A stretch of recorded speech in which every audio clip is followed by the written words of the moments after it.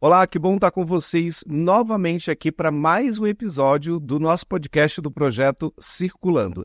E hoje eu não estou sozinho, como sempre, mas hoje a gente está num trio aqui. Se você está chegando agora para assistir esse podcast e se você ainda não viu os outros vídeos aqui no YouTube, aproveita essa imagem que está aparecendo aqui em cima, ó, já se inscreve, ativa o sininho para a gente depois poder aparecer quando tiver um episódio novo para você poder acompanhar.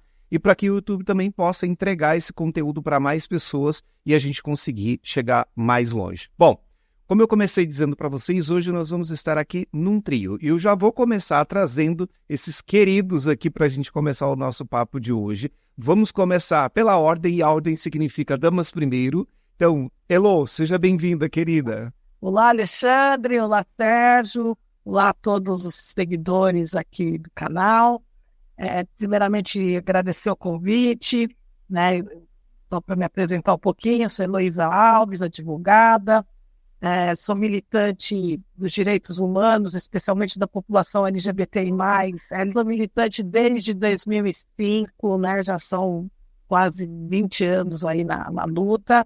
Atualmente estou presidente da Comissão de Diversidade Sexual e de Gênero da OAB de São Paulo. Também coordeno a representação da Aliança Nacional LGBTI+, aqui no Estado, que é uma rede com vários militantes do Brasil inteiro. Então, eu coordeno a parte aqui de São Paulo. Então, fui coordenadora de políticas para a diversidade sexual do governo do Estado por um tempo também, isso já faz um tempinho, entre 2011 e 2015, né, mais de 10 anos, quase 10 anos. Então, estou nessa luta aqui, acompanhando todos esses avanços e retrocessos desse tempo todo aí, né, quase 20 anos aí acompanhando. Bom, uma coisa que não te falta, então, é bagagem nesses 20 anos e experiência, né, Elo? Então, mais uma vez, querida, seja super bem-vinda aqui a esse nosso bate-papo, esse espaço que, como eu sempre digo aqui quando passam pessoas entrevistadas nesse podcast, esse espaço é nosso, é para a nossa comunidade. Eu estou muito feliz de ter você aqui hoje, porque você tem essa experiência, porque você luta, porque você efetivamente faz as coisas acontecerem pela nossa comunidade. Então, mais uma vez, bem-vinda. E agora eu vou abrir o espaço para o nosso querido Sérgio. Seja muito bem-vindo, querido. Obrigado, Alexandre. Olá, Elo. Olá, Alexandre. Olá, seguidores. Agradecer também o convite para participar. Meu currículo é bem menor que o da Elo, tá? Eu sou militante também, desde que comecei a militar junto com a Elo num grupo de advogados. Depois entramos nas comissões da OAB, sempre brigando pelos direitos, né? E também sou mediador e conciliador no tribunal. E sou um eterno pesquisador dos direitos da comunidade LGBTQIA+, e um eterno briguento também. A gente briga muito para que os nossos direitos sejam alcançados por todos, né? Perfeito. Sérgio, bem-vindo. Também te agradeço muito pela oportunidade, inclusive, de estar aqui hoje e de poder dividir os seus conhecimentos, a tua experiência também, assim como a Elo, toda essa bagagem que vocês têm, com as pessoas que acompanham, que seguem aqui o nosso canal, que ouvem a gente nas plataformas de áudio também. São 28 países já que estão ouvindo o podcast. Então, a nossa voz vai chegar muito longe para muitas pessoas e a gente tem uma responsabilidade aqui. O nosso tema de hoje é um tema extremamente importante. A gente vai discutir os direitos da comunidade LGBTQIAPN+, no Brasil. Então, você que está ouvindo, você que está vendo, que está acompanhando, não sai daí. Eu posso garantir para vocês que vai valer a pena. A gente vai para a nossa vinheta de abertura e volta. É um minutinho só.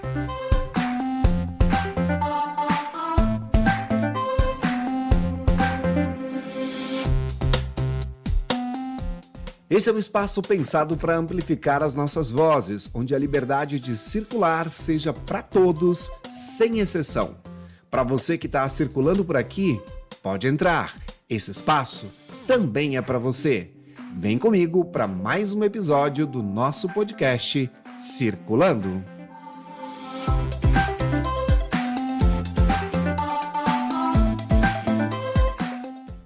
Bom, estamos de volta aqui. Como eu falei com vocês antes da gente ir para a vinheta de abertura, a gente vai falar hoje sobre os direitos da comunidade LGBTQIAPN+, a nossa comunidade. E aí eu já quero começar com uma pergunta para Elo. Primeiro as damas sempre, Sérgio. Elo, o que a gente tem aí de evolução em termos de leis para a nossa comunidade LGBTQIAPN+. A gente vem aí de momentos históricos onde não tínhamos nada, passamos por discussões, criações de leis. Esse cenário da construção dessas leis, pelo que eu sei e pelo que eu acompanho, não são necessariamente aqueles que a gente gostaria, não só no sentido da criação da lei, mas da forma como ela foi criada. Então, eu queria que você trouxesse para a gente um panorama geral. Como que está a nossa evolução histórica em termos de lei nesse sentido?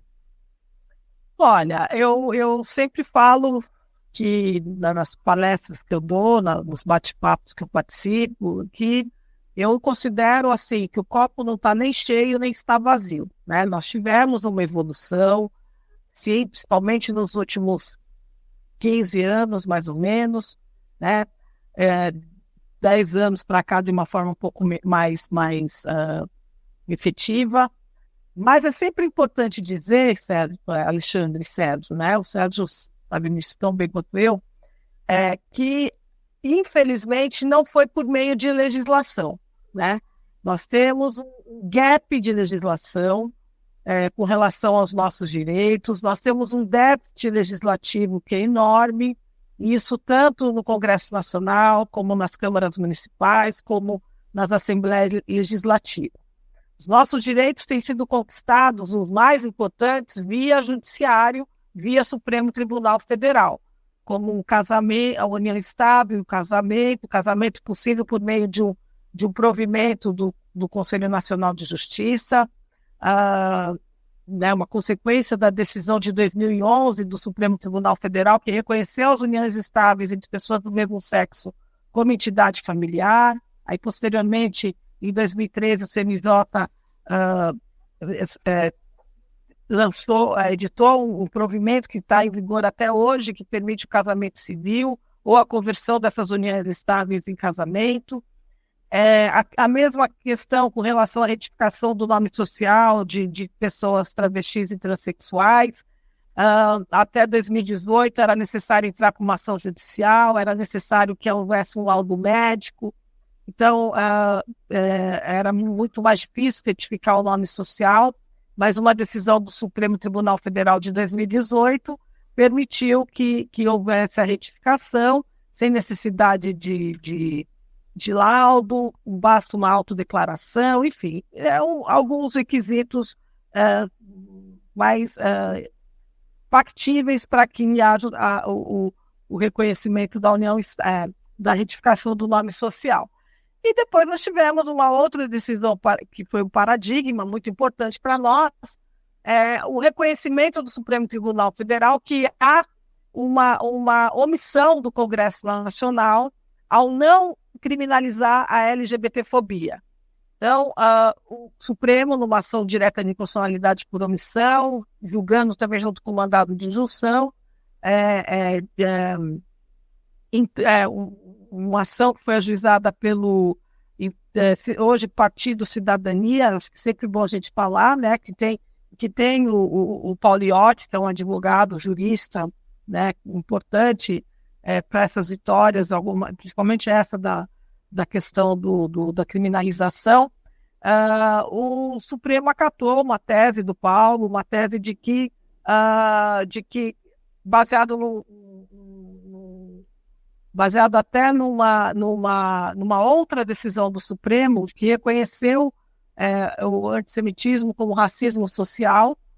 Então, o Paulo aplicou essa tese baseada nessa outra decisão do Supremo, pedindo que, enquanto não haja uma lei que criminalize a LGBTfobia, que os crimes de LGBTfobia sejam criminalizados com base na lei do racismo, por ser racismo. O racismo não é só questão de raça, de etnia, abarca também outras questões de grupos minorizados, e dentre as quais entraria nós aqui, enquanto grupos minorizados, então como racismo social.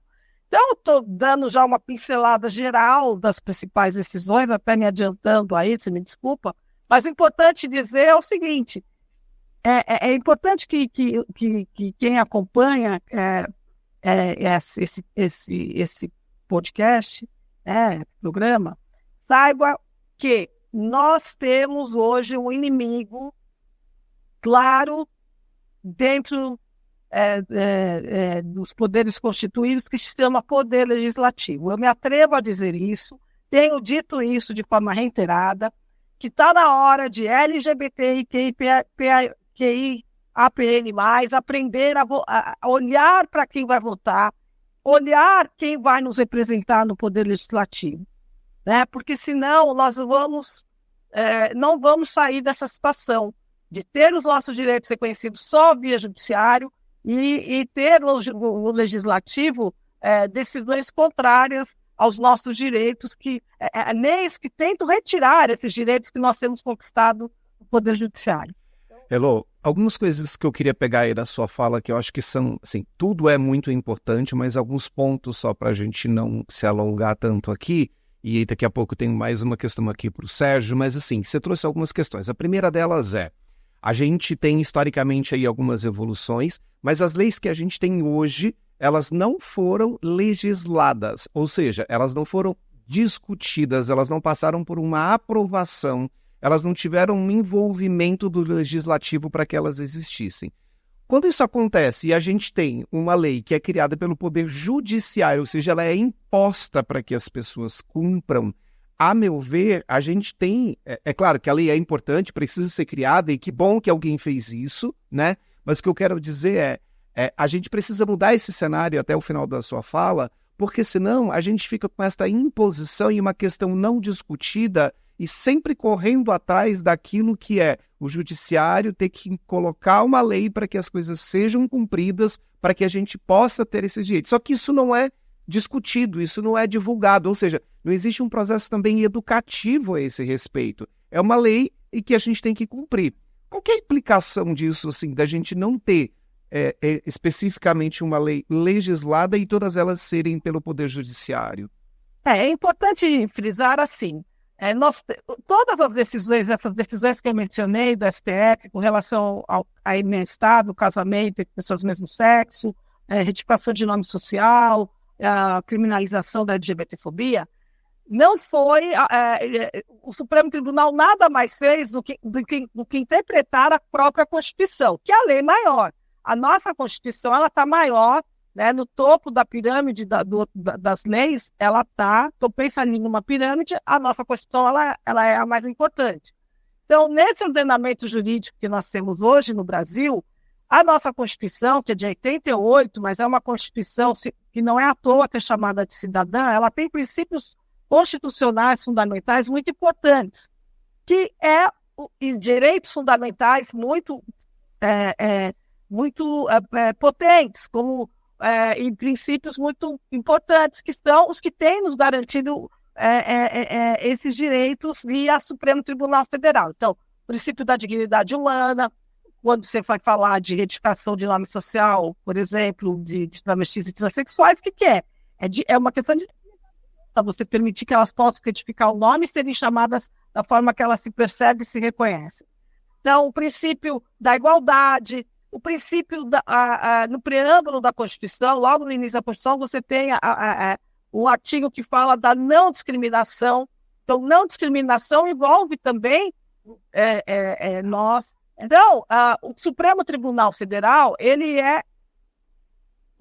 a Constituição chama ele, está ali no artigo 102, se não me engano, fala que ele é o guardião da Constituição. O que quer dizer essa palavra guardião? Cabe a ele, Supremo Tribunal Federal, interpretar a Constituição.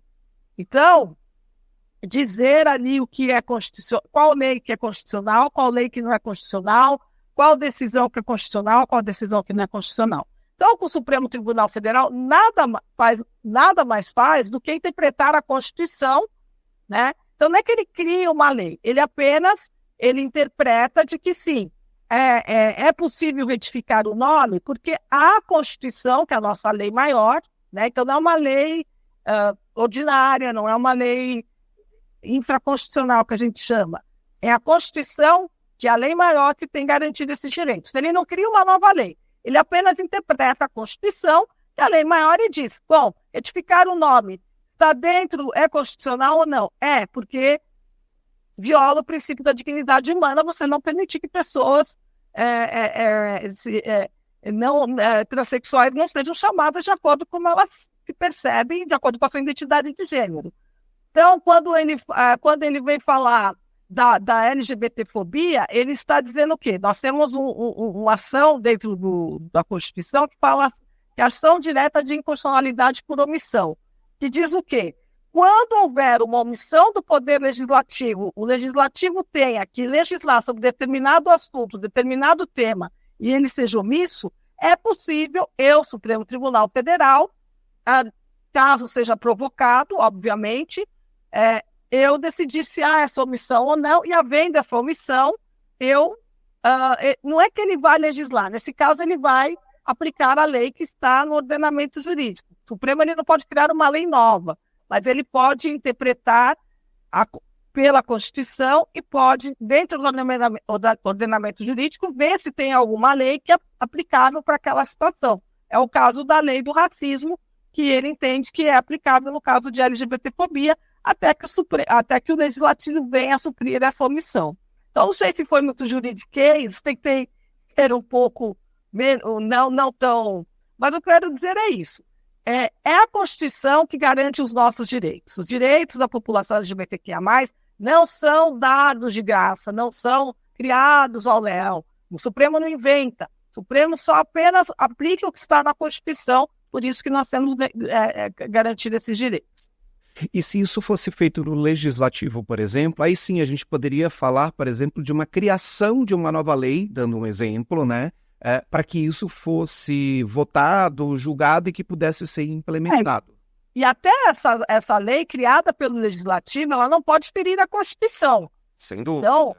Então, vou dar um exemplo. Recentemente, agora, nós tivemos uma situação que ainda não está resolvida, que é um projeto de lei que quer proibir o casamento de pessoas do mesmo sexo, né? E que foi aprovado de uma forma... O relatório desse projeto ele foi aprovado na comissão que pauta a família dentro do Congresso Nacional, dentro da Câmara dos Deputados, melhor dizendo. É um projeto absolutamente inconstitucional. Primeiro, porque o Supremo Tribunal já disse que a Constituição reconhece essas relações como entidade familiar. Então, ele é o intérprete. Então, não cabe agora ao legislador vir e falar, olha, não, Supremo, você não é você é o intérprete, você entende que está de acordo com a Constituição, mas eu entendo que não, então eu quero proibir. Né? E ali tem uma série de outros, a justificativa do projeto, ela fere a laicidade do Estado, ela fere o princípio da não discriminação, então é inconstitucional em vários aspectos. Então, assim, a lei também tem que respeitar o que está na Constituição.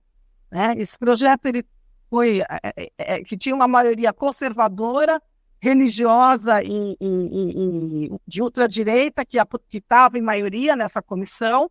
Eles conseguiram aprovar, agora está na Comissão de Direitos Humanos, que nós esperamos que seja enterrado já na Comissão de Direitos Humanos. Se não for, ainda vai para a Comissão de Constituição e Justiça, que é quem vai dizer é constitucional, não é constitucional, entendeu? E a grande questão aqui é que a gente tem, obviamente, né, alguns meandros que, inclusive, a gente no dia a dia desconhece, dessas instâncias, por exemplo, o que vai primeiro, o que vai depois, e acho que você trouxe um ponto super importante, que é da gente, da comunidade LGBT, QIAPN+, cada vez mais se inteirar dos processos políticos, cada vez mais entender que política é, sim, um assunto para todos nós, né? A gente tem agora, felizmente, aí algumas pessoas nos representando. São poucas, poderíamos ter muito mais, mas historicamente é o momento que nós mais temos pessoas LGBTs nos representando em cargos políticos. Acho que a gente precisa deixar esse alerta de que, assim, precisa conhecer mais, a gente precisa se interessar mais, a gente precisa despertar para ter mais pessoas ocupando cargos políticos, e isso é super importante e necessário. Eu já vou voltar com você, Lu, com uma outra pergunta que eu tenho aqui, que é com relação a essa mudança que a gente teve recentemente nessa lei que nos enquadra aí na questão do racismo também, que a gente teve uma mudança recente nisso. Mas agora eu queria ver um assunto aqui com o Sérgio. Sérgio, você é especialista aí nos temas de família. Quando a gente olha para este tema especificamente, o que mudou historicamente? O que a gente tem aí de mudança na lei, ou nas leis, melhor dizendo, nesse aspecto, né? Porque eu venho, e aí agora eu me senti muito velho falando disso, mas eu venho de um tempo em que a gente não tinha muitas dessas questões. Eu, por exemplo, nunca pensei, nunca na minha vida, que um dia eu pudesse casar. E isso foi possível, então já sei que passamos por esse lugar e temos esta lei. Mas olhando de uma maneira geral, o que a gente tem hoje de concreto no direito de família? O que evoluiu como lei, mas não evoluiu ainda como sociedade? Legal. Então, só pegar um gancho no que eu estava falando sobre esse PL, da proibição do casamento entre pessoas do mesmo sexo, um dos absurdos que o pastor Eurico, né, falou. Ele disse que o casamento representa, abre aspas, né, representa uma realidade objetiva atemporal que o tem como ponto de partida e finalidade a procriação e que exclui a união entre pessoas do mesmo sexo. Quer dizer, uma pessoa, pensando no casamento entre heterossexuais, se um deles não pode ter filho, então eles não merecem ter casamento. Né? Se uma pessoa casa e não quer ter filho, eu conheço várias pessoas que não querem ter filhos, não pode casar. Então, é cada absurdo que você vê que é, mais uma vez, levando a religião para dentro da política, né? E eu falo que eu sou uma pessoa assim, hoje eu não tenho religião, tá? Eu sou uma pessoa que eu acredito, sou cristão, mas eu não tenho líder religioso. Eu me recuso a ter um líder religioso, um pastor, eu converso direto com Deus. Então, se ele tiver que me punir, vai ser lá em cima quando eu chegar. Mas o que eu queria dizer é o seguinte, eles deveriam dar graças a Deus que o Brasil é um país laico. Então, nós podemos ter todos os tipos de religião aqui dentro, inclusive os mais radicais. Né? O absurdo que a gente escuta cada dia. Bom, mas vamos lá. Respondendo ao que você estava perguntando, hoje nós temos o direito de ir até um cartório, fazer a nossa inscrição, falador popular, e levar nossas testemunhas e a gente se casa, né? Pessoa do mesmo sexo. Antigamente você não podia fazer isso. Antigamente, eu sou da época, quando eu me formei em direito, para resolver esse problema, sexo, a gente fazia um contrato. Era um contrato social, era um contrato que você colocava cláusulas.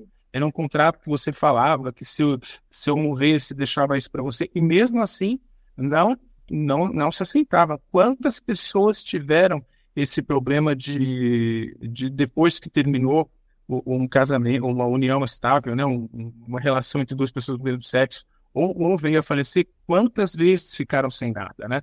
E a lei veio para nos ajudar. Como disse Emô, né? Isso não é lei, foi entendimento do Supremo, foi um julgamento do Supremo, foi um entendimento 2 anos. Em 2011, o Supremo determinou e reconheceu a união estável de pessoas do mesmo sexo. E em 2013, o CNJ disse que poderia ser convertido em casamento e logo em seguida o entendimento foi que também poderia se casar direto. Porque uma vez que reconhece a união estável entre pessoas do mesmo sexo, obviamente, já que tem esse direito, e se as pessoas de sexo diferente, os heterossexuais, podiam converter o casamento, a união estável em casamento, pessoas do mesmo sexo, da mesma forma. Então, foi um entendimento. Eu sempre falo, eu duvido que isso um dia possa mudar, né? Mas sempre vamos entender que é um entendimento. O Supremo pode mudar, né? A composição do CNJ pode mudar. Seria bom realmente que tivesse uma lei para se ouvir esse monte de baboseira, né, que o Congresso faz. Porque eu falo, o nosso direito tem que ser resguardado por uma lei. Né? Você tem que ter uma lei que te protege, porque nós somos considerados a sub-raça, quer dizer, para eu votar no fulano de tal, ele é ótimo, mas ele não cria uma lei para me ajudar, então nós precisamos mais, né? Eu até estava conversando com os amigos no outro dia, né? Que mundo nós vivemos? Eu acho que se a Transbrasil existisse ainda, a companhia aérea, ela seria boicotada pela direita brasileira, né? Porque assim, ela tinha o nome trans no nome e o símbolo dela era um arco-íris. Então, seria o quê? Quem queria, né? Não vou entrar nesse avião. Então, a gente está regredindo muito, né? Nessa forma de pensar, né? E a gente corre o risco desse bando de fundamentalista acabar não criando lei nenhuma e atrapalhando as conquistas que a gente teve através do judiciário, né? E eu concordo muito com você, a gente precisa ter mais representatividade no Congresso, né? Eu até brinco que eu falo LGBTQIA+, e as outras letras também, que eu sempre me confundo, tem que votar em LGBTQ. Claro, não precisa ser. Nós temos o pastor Henrique Vieira, que é um amor, um doce de pessoa, briga por nós, né? Temos a Erika Hilton, né? Mas o pastor que é um aliado. Então, eu falo para você, precisamos ter mais. Ah, mas não precisa ser LGBT. Claro que não. Quanto mais pessoas nos ajudarem, melhor na nossa luta, né? Mas eu brinco, o urso vota no urso, ele cobra do urso. Então, se você tem uma pessoa que te representa lá e ela não está cumprindo o papel dela, você vai até o gabinete dela e você cobra. Porque assim, todos vocês devem ter visto isso já alguma vez. Se um cara, ele não é gay, mas ele defende um gay, as pessoas vão achar que ele é gay. Então, ele prefere não defender o gay, porque vão confundir ele com gay, como se isso fosse uma doença. Então, infelizmente, eu acho que assim, nós temos que agregar muito, mas eu acho que a gente precisa votar em LGBT. A gente precisa ter representatividade. A gente vai colocar todas essas conquistas na lei, né? E tivemos, assim, por exemplo, a dupla maternidade, né? É uma coisa que, algum tempo atrás, jamais poderia ocorrer, né? E hoje é bem mais fácil. Tem uma amiga, a doutora Ana Carolina, Mendonça, que é uma sumidade no assunto, né? Que esteve aqui, inclusive, que deu a entrevista aqui, inclusive, tá com milhares de views, só para constar, uma querida super... Falou de um tema de uma maneira tão coerente, tão transparente. Desculpa te interromper, Sérgio. Maravilha, né? Ela merece todas as falas, ela é ótima. Eu indico para todos os meus clientes que precisam de um conselho, ou até mesmo de uma ajuda jurídica dela, ela é ótima, super competente. Então, eu acho assim, dupla maternidade, onde a gente poderia ter isso antigamente, dupla paternidade, né? É muito difícil você, você pode adotar hoje, o casal pode adotar, né? Filhos, isso não é um impedimento mais. Antigamente tinha que escolher um para adotar e depois o outro tinha que fazer testamento, deixando herança para os outros filhos. Era uma confusão tremenda. Hoje você pode adotar, mas eu acho que assim, nós temos que ter mais direitos. Nós temos que ser reconhecidos como pessoas, né? Não só como eleitores. Nós temos que ser reconhecidos, ter o nosso reconhecimento garantido. Nós sempre fomos moeda de troca. Qual seja o partido que estava naquele momento. Nós fomos moeda de troca. Sempre. Os evangélicos, os cristãos pediam alguma coisa, o governo tirava de pauta. Elô sabe disso. Era muito difícil a gente engolir isso, sabe? Porque a gente via que até nos governos de esquerda nós éramos moeda de troca, né? Então é bem difícil, mas eu espero que um dia todas essas nossas conquistas realmente virem. Sérgio, você trouxe um ponto aí que eu queria só dar uma pinçada para a gente trazer esse assunto, que é o seguinte: a gente teve, antes da legalização do casamento civil, né, homoafetivo entre duas pessoas do mesmo sexo, a gente teve uma etapa antes que foi a união estável. E eu ouvi de muitas pessoas, inclusive não foram poucas, questionando por que a gente precisava de um casamento civil se a gente já tinha a união estável. Nossa, sim. E isso vem, primeiro que assim, vem carregado de tanto preconceito, de tanta ignorância no sentido de realmente ignorar os fatos, que é uma questão tão complicada. Então, assim, como advogado, primeiro eu queria só separar os assuntos, né?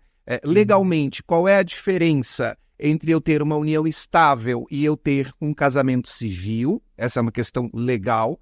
E uma outra questão eu não tenho que mendigar isso como uma pessoa LGBTQIAPN+. Eu não tenho que justificar por que eu posso também ter um casamento civil. E aí eu estou falando do preconceito, eu estou falando da ignorância, eu estou falando do retrocesso, de N outras questões que a gente já falou e que ainda vai falar aqui. Então, abrindo nessas duas frentes. Primeiro, Qual que é a diferença entre uma união estável, legalmente falando, e um casamento civil? Até pouco tempo atrás, você tinha uma diferença da união estável e do casamento. Então, por exemplo, o companheiro, ele não tinha alguns direitos que o cônjuge tinha quando, na comparação entre o casamento e a união estável, principalmente na sucessão, né? Depois o Supremo comparou, né?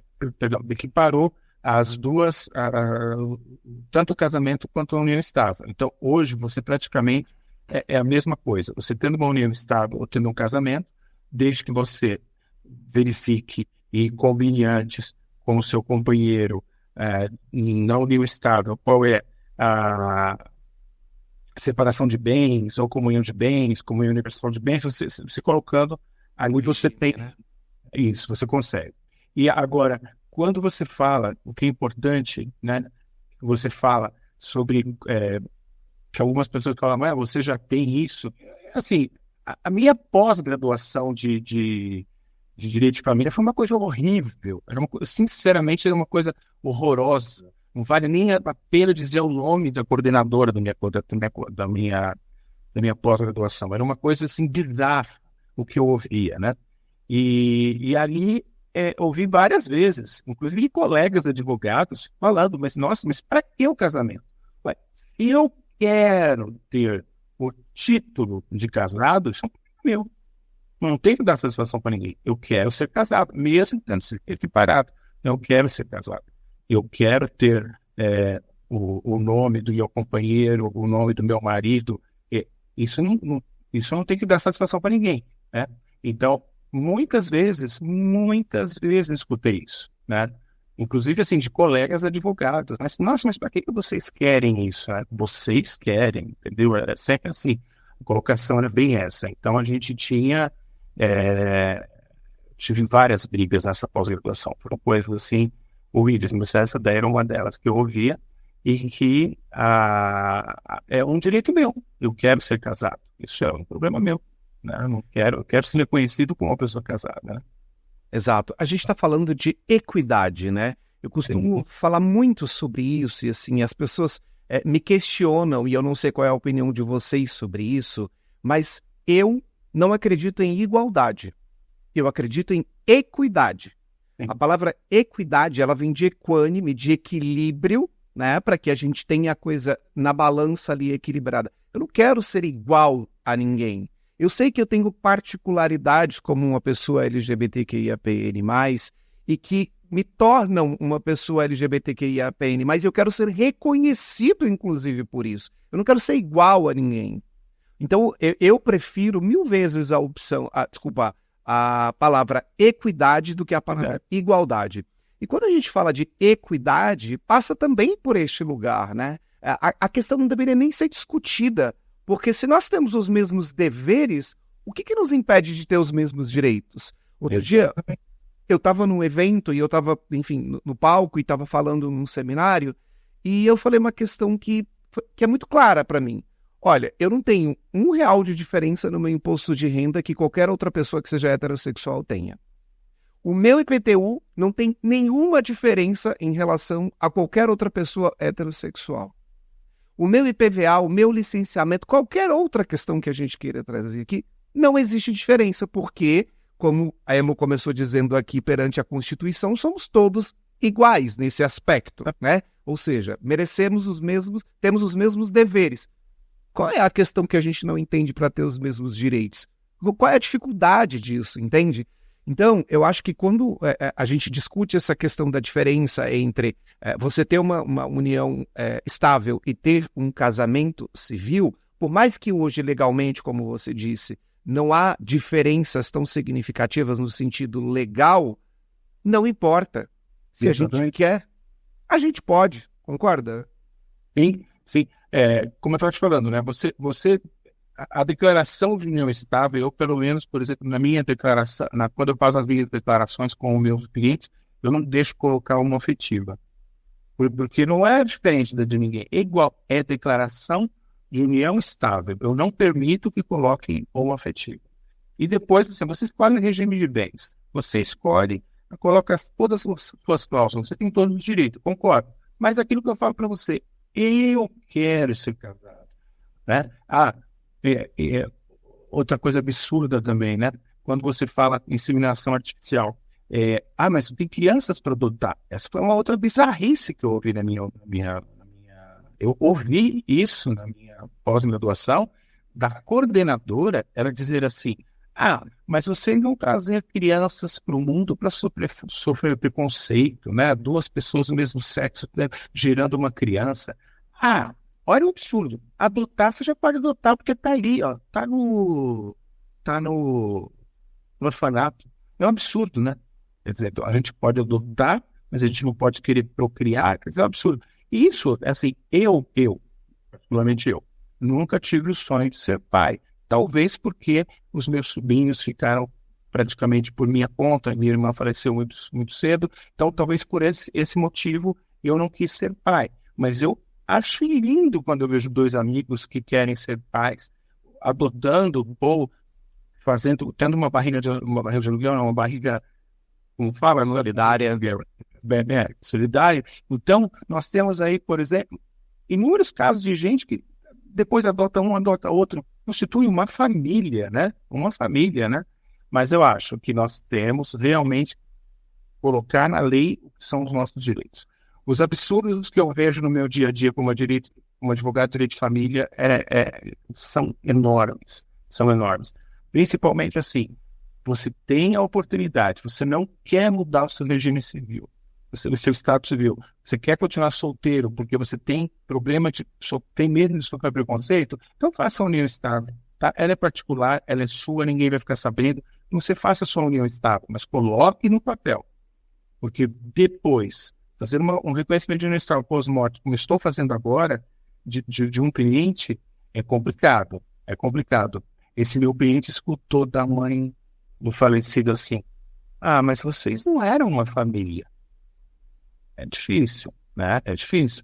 Tem um outro cliente meu, por exemplo, o companheiro faleceu de câncer muito rápido, e no Brasil todo mundo tem medo de fazer testamento. Esse companheiro dele veio a falecer e ele está pleiteando alguma coisa para receber para ter um direito a ter uma vida melhor, um plano de saúde e tal. Então ele está pleiteando algumas coisas, né? E ele está com Alzheimer, está com começo de Alzheimer. Então, você imagina quando tiver uma audiência para reconhecer a união estável, ele vai ter que afirmar à frente do juiz. Claro, a gente vai arrumar meios de provar essa união estável, mas só para te falar a dificuldade, se tivesse feito essa união estável lá atrás, né, vá direto ao cartório, faça essa união estável, aí você fala assim, nem custo tem custo de cartório, mas não tem custo de advogado, você não precisa ter advogado para fazer a união estável, mas faça a união estável. Se você quiser, o acompanhamento de um advogado é muito melhor. Eu sempre brinco que se você treinar sem personal trainer, o seu treino não é tão bom quanto sem o bom personal. Então, se você puder ter um advogado, contrate um advogado, ele vai colocar cláusulas importantes na sua declaração, mas faça alguma coisa, porque depois, no pós-morte, é terrível. Eu já peguei casos absurdos da família na hora do inventário, não, vamos fazer um acordo, ele fica com 70%, mas acordo por quê? Quais são os direitos? Eles têm uma união estável, descrito lá, porque não tinha mais herdeiro necessário. O herdeiro necessário é pai, mãe, vovó, filhos e netos, né? Então, irmãos não são herdeiros necessários, mas sempre os irmãos que nunca vieram visitar ninguém, sempre vão querer a parte deles. Então, assim, eu falo, coloque no papel, seja casando ou tendo uma união estável, mas coloque. Pode ser com separação total de bens. Tem medo de dividir bens? Coloque separação total de bens. Mas faça alguma coisa, porque depois é muito pior. A família sempre aparece, pode ter certeza. Isso que você está falando, Sérgio, eu já vou trazer um tema aqui para a Elo, para a gente fazer um pouco desse nosso ping-pong aqui, mas eu queria só pegar alguns pontos aqui também que você trouxe. É tão complicado tudo isso e é tão complexo, porque você vai puxando um fiozinho, vão vindo tantas outras questões a reboque disso, né? Quando a gente começa a falar. Porque quando você diz isso, novamente me remete ao tema da igualdade. Não é igualdade, é equidade. Só porque eu tenho uma família diferente, do modelo que todo mundo tem tradicionalmente, pessoas heterossexuais, eu não posso ter os mesmos direitos, por isso que eu não acredito em igualdade, eu acredito em equidade. E falando disso para vocês, eu acho que é bem oportuno que eu traga aqui a minha história, né? Eu decidi casar. Eu sou hoje oficialmente divorciado, né? Não estamos mais juntos, mas eu usufruí desse direito e concordo com tudo que você disse, Sérgio, absolutamente tudo. Porque, assim, a gente também precisa, novamente, assim como a gente falou agora há pouco, de que nós, da comunidade LGBT, QIAPN+, precisamos conhecer mais sobre política, nos interar sobre essas questões, saber em quem vamos votar, quem vai nos representar, seja aliado, seja da nossa comunidade, a gente também precisa entender e conhecer melhor os nossos direitos. Porque daqui a pouco a gente também tem uma quantidade de direitos que são asseguradas e que talvez a gente nem faça uso, ou não faça uso de uma maneira 100% como a gente pode. Então, trazendo o meu exemplo, a gente, a princípio, faria uma união estável, só que a gente, no meio do processo, do meio para o fim ali, houve a legalização do casamento e nós optamos por nos casarmos. E, salvo o meu engano, a lei foi oficializada em junho, salvo o meu engano, e eu me casei em outubro.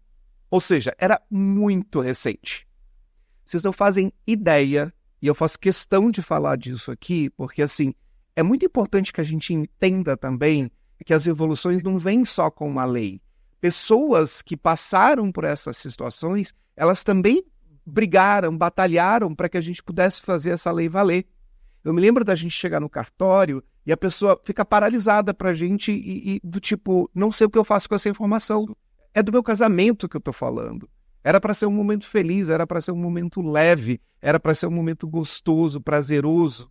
E não um momento de julgamento, um momento de briga, um momento de luta, que a gente também cansa às vezes disso. Só que, ainda assim, a gente não tem que abrir mão. E foi o que a gente fez nessa ocasião. Enfim, encurtando a história, dado todo o processo, chegamos ao dia do casamento. Gente, olha, eu vou contar uma coisa para vocês assim. Eu me senti num zoológico. Só que a diferença é que parecia que a gente é que eram os bichos, os animais, a gente é que estava dentro da jaula. Eu nunca vi tanto fotógrafo que eu nunca vi na vida tirando fotos. Olha, chegou um absurdo das pessoas meio que subirem assim em cima em alguns lugares para olhar para a gente como é que o processo ia acontecer. E era o nosso casamento. Era um momento íntimo. E mesmo que ele fosse público, porque ele era num cartório, isso não dá o direito das pessoas agirem assim. Então foi um processo bastante complicado a gente ter que passar por isso e a gente ter que vivenciar essas histórias. Só que não acabou aí. Tiveram muitas outras questões. Vou trazer outros 2 exemplos para vocês e acho super importante que a gente fale disso, de novo, para que as pessoas entendam que a gente também precisa conhecer os nossos direitos, que a gente tem leis que foram criadas, mas que a gente precisou batalhar para que elas fossem cumpridas. Eu tenho guardado comigo e-mails, por exemplo, e eu não vou citar aqui o nome, né, por uma questão até ética, mas de lojas em que eu não podia colocar uma lista de casamento porque não existia noivo e noivo, ou cônjuge, era só homem e mulher, a gente não podia. E aí uma das lojas chegou ao absurdo de me dizer assim, mas vocês podem escolher quem de vocês quer ficar com o lugar da mulher. Eu ouvi isso, gente. Eu ouvi absurdos nesse sentido. Mas eu também tenho e-mails guardados, historicamente, um dia talvez isso vire um livro, de empresas, e posso citar o nome de uma delas aqui, que me retornou com um e-mail tão, como eu posso dizer, primeiro tão gentil, e segundo tão carregado de verdade, de honestidade, que eles agradeceram pelo feedback, mudaram o site deles, e a partir de então isso pôde acontecer. E tem N outras, né? Exatamente, acolhimento e respeito, né? Porque foi um sinal de respeito. Tem N outras questões, gente, que aconteceram também depois disso. Trazendo um outro exemplo, a gente precisou passar por um processo porque nós tínhamos um imóvel, foi o nosso primeiro bem juntos. Eu ouvi de inúmeras pessoas, não foi de uma nem de duas, inclusive de advogados, tá? Na época. Não, mas vocês não têm um casamento civil, vocês têm uma união estável. Aí, assim, a chegar ao absurdo, e aí, gente, assim, me desculpem, eu não me considero uma pessoa grosseira, acho que eu sou uma pessoa extremamente... Tento ser equilibrado, mas tem momentos em que a gente é tão ferido que a gente é tão maltratado que a gente tem uma hora que você precisa... Eu cheguei, virei e falei o seguinte, você sabe ler? Eu gostaria muito que você lesse o que está escrito no topo deste documento. O topo, qual é o título deste documento? Está escrito aqui casamento civil, né? Qual é a dificuldade da gente entender isso? Então, foi um processo muito desgastante sobre isso. By the way, estou trazendo tudo isso e expondo aqui a minha vida, porque também acho isso necessário. Eu não gostaria de falar sobre essas questões publicamente. Eu não gostaria de dizer que houve esse desgaste, que aconteceu isso comigo, mas eu acho necessário. Inclusive para que as pessoas que estão hoje tendo esse direito entendam que a gente precisou batalhar muito por isso, gente. E não foi só uma batalha jurídica, foi uma batalha diária, foi uma batalha... Gente, assim, inúmeras vezes, assim, do porteiro do meu prédio virar para mim e falar assim, olha, tem uma encomenda aqui pro seu... E ele não conseguia falar, companheiro, marido, pro seu... Eu falei, pro fulano, que é o nome do meu ex-marido, para facilitar o processo. Mas foram muitas as questões. Então, acho que quando a gente fala de direito de família, e não só no direito de família, obviamente, a gente precisa se inteirar de todas essas leis, mas eu quis trazer isso, Sérgio e Elô, para que a gente também perceba tudo aquilo que é histórico e as evoluções e pessoas que passaram. Não vou entrar nesse tema agora. É graças ao Ney Matogrosso, por exemplo, que a gente conseguiu muita coisa. Foi um cara que teve a coragem, a ousadia, eu diria, de assumir isso publicamente, de subir num palco e de ser quem ele era. E tem N outros exemplos, né? Posso falar internacionais, inclusive, como um Fred Mercury, por exemplo. Então, a gente precisa olhar para isso hoje, essa galera mais jovem que está chegando, e entender que muita gente caminhou por aqui para que a gente pudesse chegar nesse lugar. Então, por isso eu fiz questão de trazer isso. E me desculpem por me alongar aqui, mas quero puxar a bola aqui para Elô. Elô, antes da gente passar aqui para o Sérgio, você estava falando sobre algumas questões aí, né, da nossa evolução histórica, das leis, o que a gente foi conquistando, sobre a questão de legislação e questão do judiciário, etc. E tem um ponto no meio disso que eu queria puxar, eu e as minhas pinçadas, né, que eu fico ouvindo vocês e fica aqui registrado e eu vou voltando. A gente tem um problema sério no Brasil, que é de violência. Isso é generalizado. Mas olhando para a nossa comunidade especificamente, eu sei que eu vou redundar nisso, mas eu prefiro pecar pelo excesso. Nós somos o país do mundo que mais mata pessoas LGBTQIAPN+. Mata mais, inclusive, em países em que isso é crime. Quando eu faço um recorte disso para pessoas trans, a gente tem aí expectativa de vida média de 35 anos. 35 anos. Por um outro lado, também somos o país que mais consome pornografia trans no mundo. Então, o que eu estou querendo trazer aqui para a nossa reflexão, minha pergunta para você, Elô, existe aí muita violência no nosso meio, olhando aqui para a nossa comunidade LGBTQIAPN+. A gente teve recentemente uma mudança nessa lei que nos enquadrava aí na questão do racismo, que agora me parece que isso tem uma diferença ao que a gente tinha anteriormente. Então essa é a minha primeira pergunta. E a minha segunda pergunta é assim, o que mais a gente tem de lei, ou o que a gente deve fazer quando a gente ou vivencia uma situação de violência como essa que eu citei, ou a gente presencia? Então essas duas perguntas. Primeiro, o que mudou com essa alteração da lei? E segundo, o que mais que a gente tem de respaldo jurídico aí? Bom, primeiro, antes de falar da questão da violência, eu só queria fazer só uma rápida pontuação com relação ao que você trouxe da sua experiência. Eu sempre falo o seguinte, ser ativista de teclado de computador, de celular, não é ser ativista, tá? Então, assim, muita gente, eu vejo hoje muitas pessoas, eu sou ativista, mas... Gente, desculpa, não é ficar no computador ali ou na rede social, dando palpite, falando, não é muito mais que isso, né? E tem muita gente que é lacração demais, né? E acha que descobriu, chegou e descobriu agora, né? O ativismo começou agora, né? E gente que quer aproveitar a causa para outras finalidades, inclusive. Isso está cheio de gente. Então, o ativismo não veio de agora. Nós tivemos pessoas lá atrás, nos anos 80, em plena ditadura, que foram para a rua para apanhar do delegado Riquetti aqui em São Paulo, por se assumir, por fazer manifestação, né? As travestis que apanhavam ali no centro da cidade na época da ditadura. Nós tivemos mulheres lésbicas, houve toda uma história que quem é LGBT, QIAPN+, hoje, não tem por que não conhecer. Hoje você tem livros, né? O Renan Quinalha, ele tem vários livros contando a história do movimento. Antes disso, você tinha o João Silvério Trevisan, que escreveu Devassos do Pará. Então, hoje só não se informa quem não quer, né? Então, assim, e quando você fala da sua experiência, quer dizer, tudo é uma luta, né? Quer dizer, até momentos para nós são momentos de intimidade, de festa, de felicidade, a gente tem que ficar, né? Então é a mãe que vai, a mãe que tem outra, que vai para a maternidade e não consegue registrar o filho no nome das duas, porque, entendeu? Então é o momento que ela passa a ter, que era para ser de felicidade, passa a não ser, né?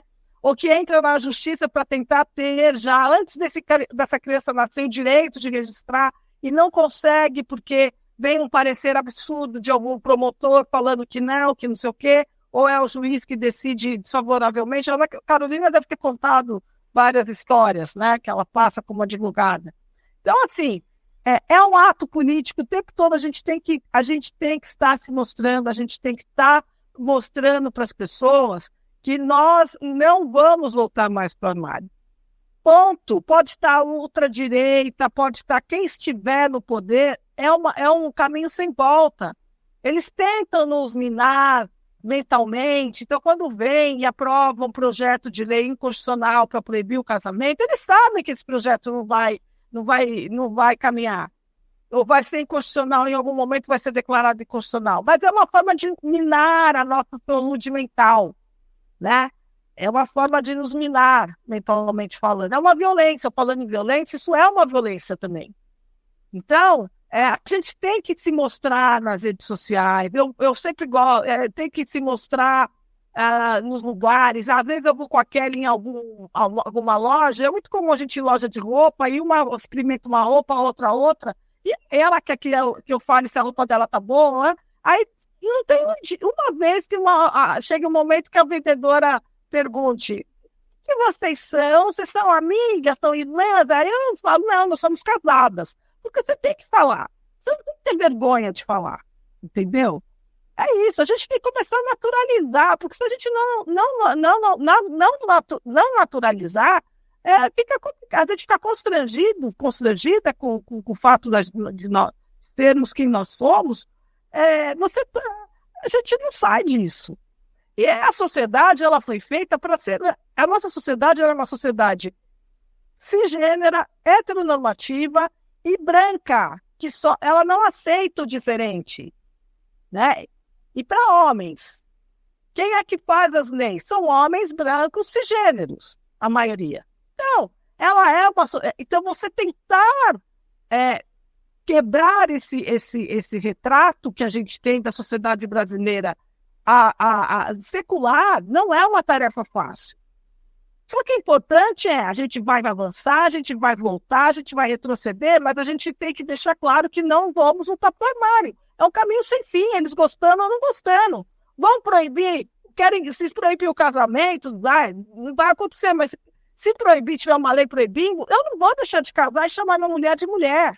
Acabou. Não tem, entendeu? Então, mas a gente tem que o tempo todo ficar tentando explicar. E aí a questão da violência que você estava falando, quando o Supremo Tribunal Federal ele vem e decide, ele decide com base na lei do racismo, que eu não falo, porque o Supremo entende que o racismo ele engloba grupos minorizados. Nós temos o chamado racismo social. Se você pegar o artigo 20 da lei do racismo, que sempre me foge o número da lei, 7.716 de 89, se não me engano. O artigo 20, ele não fala só em questão de etnia, ele não fala só de raça, ele fala de outras questões ali. Então, ele interpreta uma lei que ele dá uma interpretação ampla a essa lei. Porque quando a gente fala racismo, as pessoas pensam só em questão de raça, de etnia, e não é.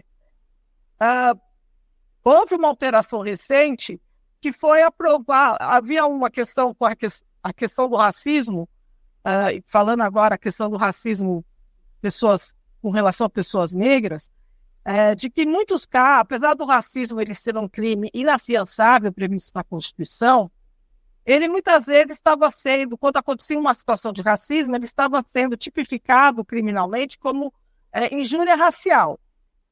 E a injúria racial, ela tem uma pena menor do que efetivamente o racismo, né? E ela injúria ela teria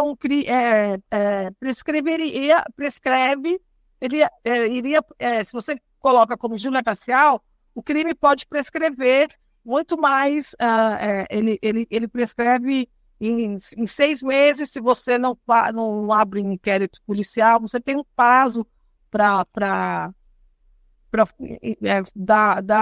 fazer o seguimento da ação até virar uma ação criminal. Então, que houve essa alteração, que hoje a injúria racial é um crime imprescritível, né? E quando houve a questão da injúria racial, houve também o Supremo decidiu que isso se aplica a qualquer injúria racial, também se aplica à questão de transfobia e LGBTfobia. Então, a injúria racial hoje é um crime imprescritível. A injúria racial também se aplica aos casos de LGBTfobia e é imprescritível também. Então, basicamente é isso. Não, e agora acho que isso também muda muito uma questão que assim não nos deixa tão fragilizados nesse aspecto, né? Essa nova interpretação, enfim, essa nova forma de enxergar. Nós temos muita dificuldade ainda, porque nós temos a polícia, ela é muito resistente o tipificar uma agressão um crime de lesão corporal com motivação de LGBTfobia ou como crime de LGBTfobia. Sempre tenta tipificar é uma lesão corporal leve, levíssima, não quer. Não foi motivado por LGBTfobia, né? Então, assim, a gente tem uma dificuldade ainda de ter que capacitar a polícia, de ter ainda as autoridades policiais, também de investigar os casos efetivamente, para ver se é caso de LGBTfobia ou não. Nós temos um gap também no Brasil muito grande, total, de políticas públicas, né? Nós não temos uma estatística, nós temos deveres, nós pagamos impostos, nós temos todos os deveres como qualquer cidadã, né? Pagamos imposto de renda, então, imposto de renda e outros impostos, mas nós não estamos no censo. O último censo, né, não nos colocou.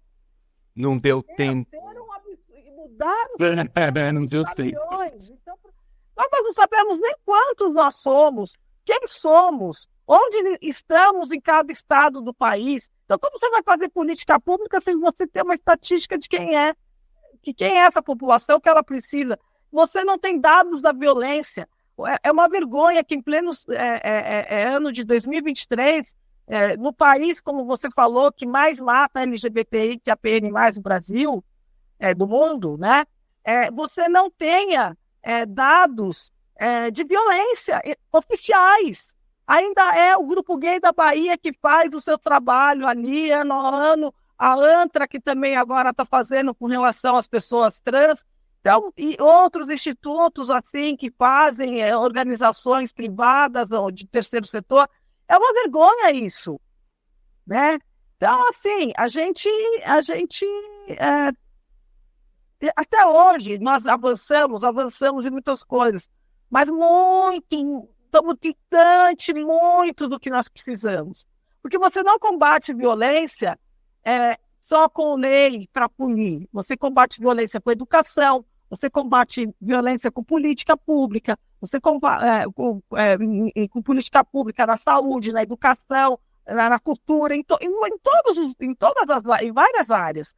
Então, assim, a gente não consegue avançar o quanto a gente deveria avançar, né? Isso entra governo de direita, de esquerda, né? Também no Brasil a gente tem que parar porque é governo de esquerda. Não, é governo de esquerda, não podemos bater, não podemos criticar. Pode e deve criticar, sim, né? E tem que parar essa história também. Não adianta você ter conselhos LGBTQIA+, em estados, em municípios ou no governo federal, se você só coloca lá pessoas alinhadas ao governo. Isso não é controle social.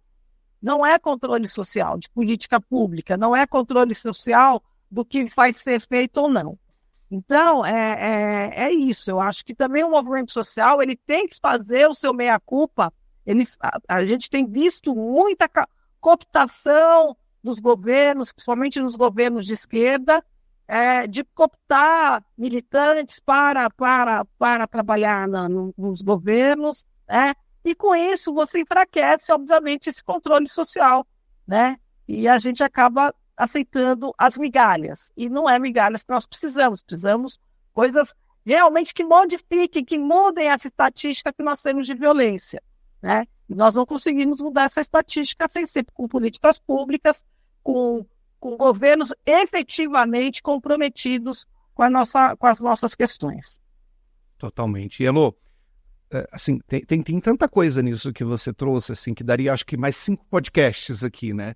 Mas eu queria só pontuar algumas coisas antes de trazer aqui a bola de volta para o Sérgio, que é o seguinte, você falou, né, da gente ter essa alteração na lei, que isso muda, a gente precisa conhecer isso, mas também que ainda é muito frágil.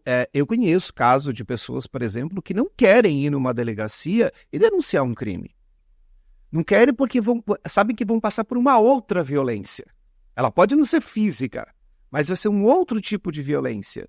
E dá para entender, né? Porque muitos de nós não vamos. Então, existe também um processo de subnotificação que ainda não está incluso nesses dados. E aí, outro parênteses, outro dia alguém me disse o seguinte, mas vocês não podem afirmar isso. Esses dados nem são tão oficiais assim. Eu falei, e aí é mais um problema. Porque se eles não são tão oficiais, por que a gente não está no censo? Por que a gente não tem isso oficialmente, então? Então a gente não pode justificar uma coisa em cima de um outro problema. Você só está levantando um problema que é maior ainda, né? Se não é isso, qual é, então, o verdadeiro cenário que a gente tem? E voltando aqui para o meu raciocínio também, o que eu estava dizendo é o seguinte, a gente também precisa olhar para a gente de novo. Eu costumo dizer o seguinte, existe uma diferença muito grande entre a gente ter uma população LGBT e a gente ter uma comunidade LGBT. São aspectos absolutamente distintos. E eu, particularmente, acredito que a gente precisa se fortalecer como comunidade.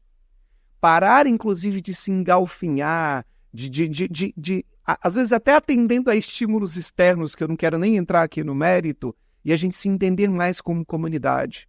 Então, por exemplo, se eu vejo alguém passando uma violência e eu posso acompanhar essa pessoa a uma delegacia, por que eu não faço isso?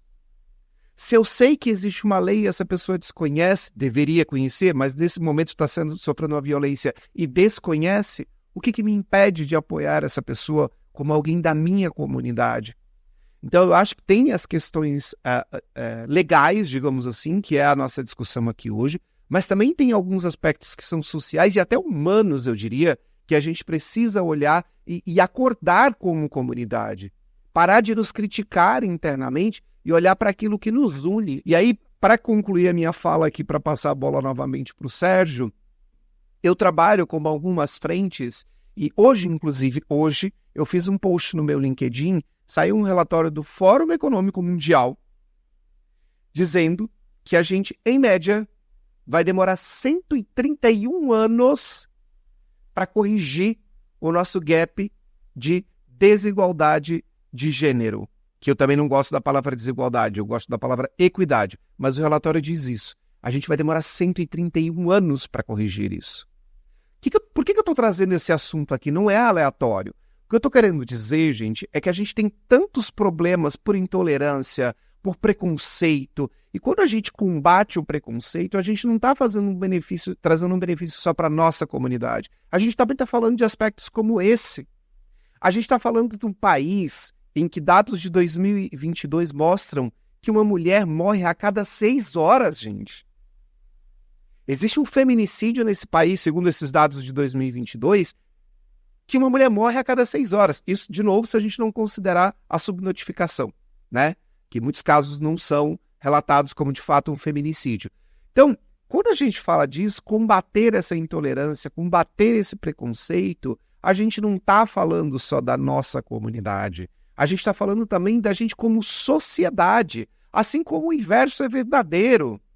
Quando nos cobram, por exemplo, né, que a gente, homem, não pode chorar, não pode isso, não pode aquilo, não pode usar roupa X, não pode ter trejeito XPTO, isso também recai sobre o cara que é heterossexual e que não pode manifestar uma emoção, que não pode ter direito, inclusive, de falar de sentimentos muitas vezes. Então, vale para os dois lados. Eu acho que quando a gente combate o preconceito, quando a gente combate essas intolerâncias, a gente não está defendendo só a nossa comunidade LGBTQIAPN+.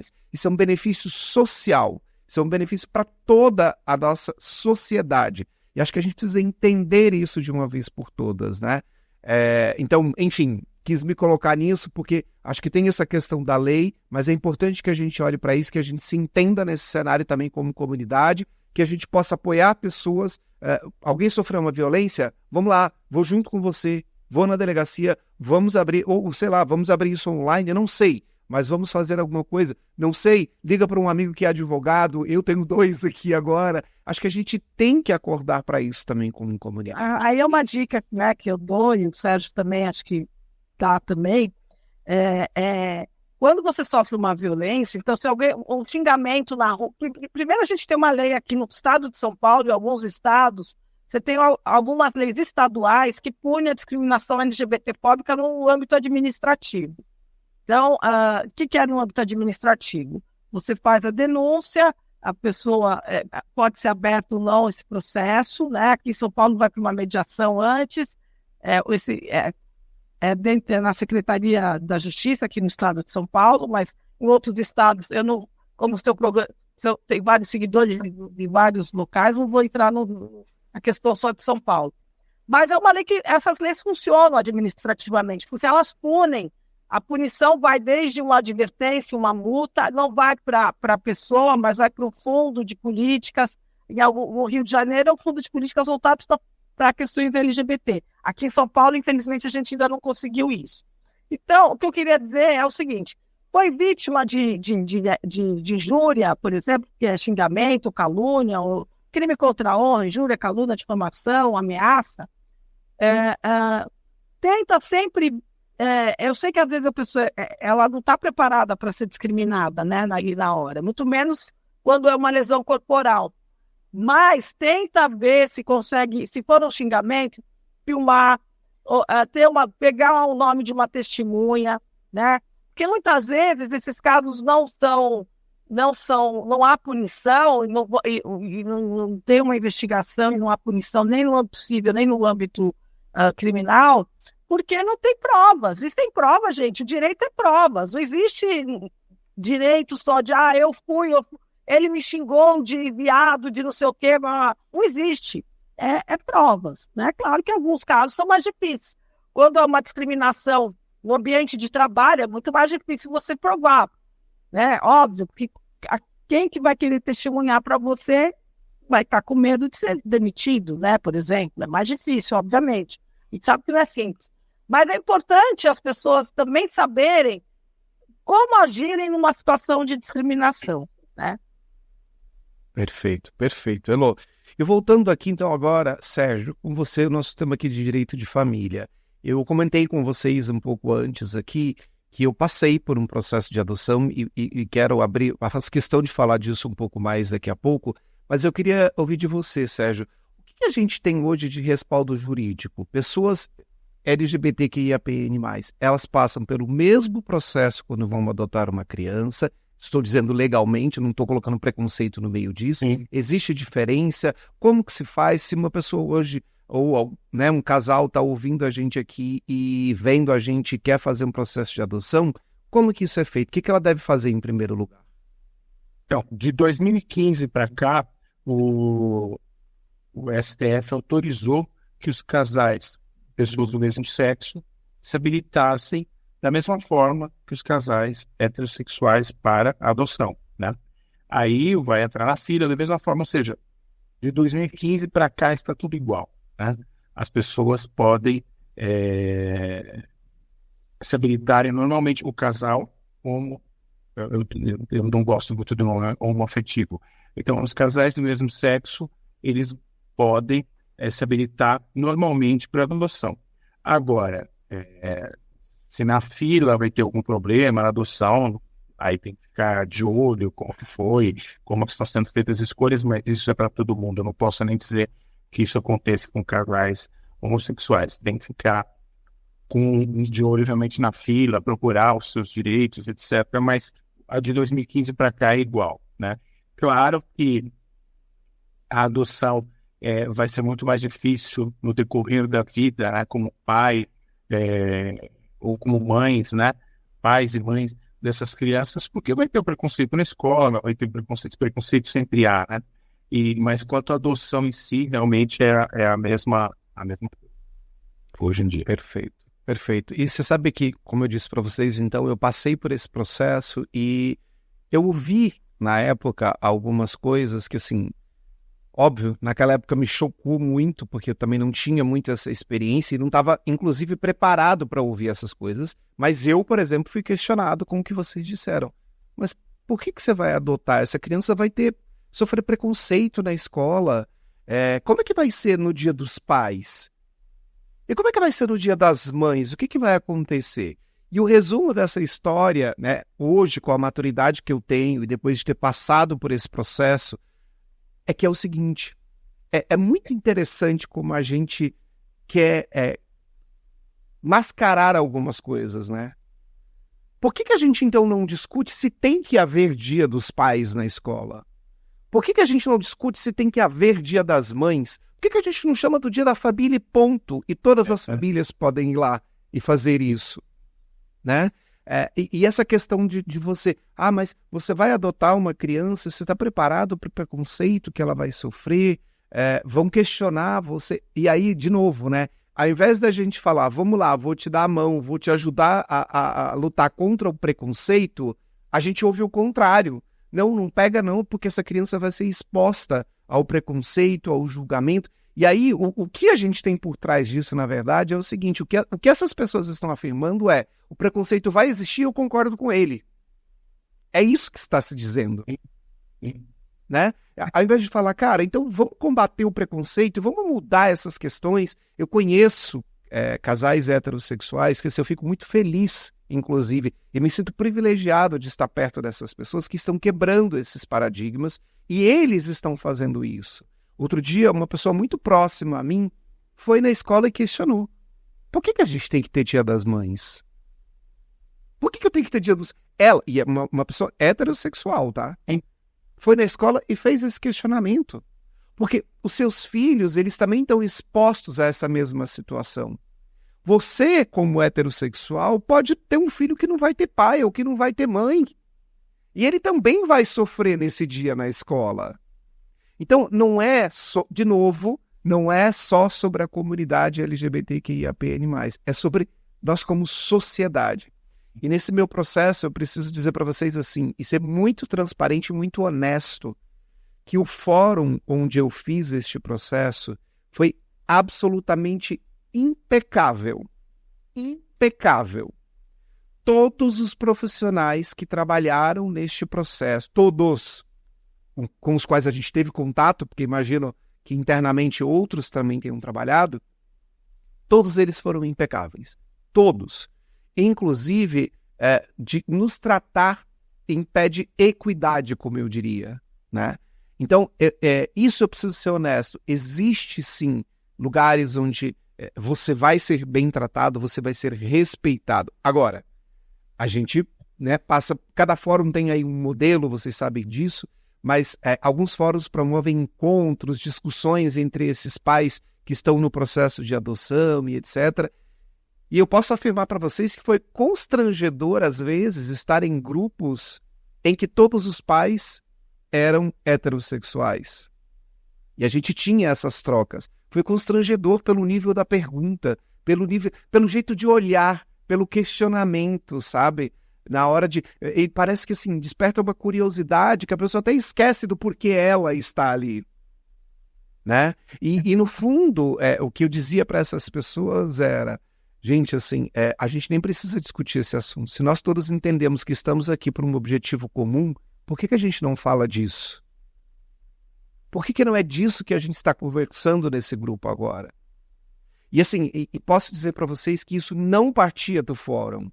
Foram algumas pessoas esporadicamente, né, que estavam ali naqueles ambientes, e teve uma situação pontual que foi, assim, muito difícil, que eu até não comentei com meu ex-marido na época, porque a gente já estava com algumas dores mais difíceis para lidar do que isso, mas uma pessoa que estava no grupo, ela começou a trazer um assunto de crianças que foram molestadas sexualmente, e meio que insinuar que esse processo interferiria num processo de uma adoção homoafetiva, né? Que é esse o nome técnico que se dá.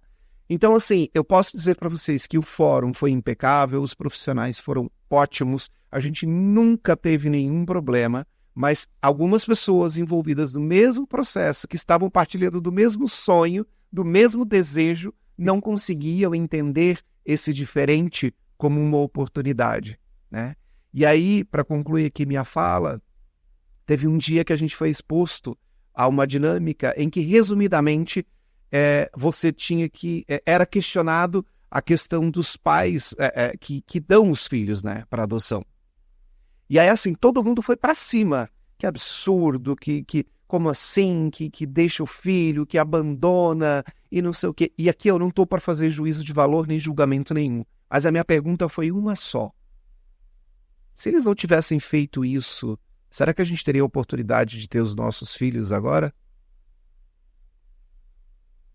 Então, assim, eu acho que são questionamentos que a gente precisa acordar como humanidade, assim, sabe? Pensar muito mais do que lei, a gente tem que olhar como é que a gente está caminhando como humanidade, né? Enfim, era só para trazer esse exemplo aqui. Mas voltando aqui, Elô, como que a gente está, quando a gente olha para esse processo legal, digamos assim, em relação a outros países do mundo? O Brasil está na frente, está atrás, estamos andando igual, estamos andando de lado. Como que a gente está nesse cenário? Tem países mais avançados? E uma ressalva, né, que eu até comentei aqui com vocês em outro momento antes da gente gravar.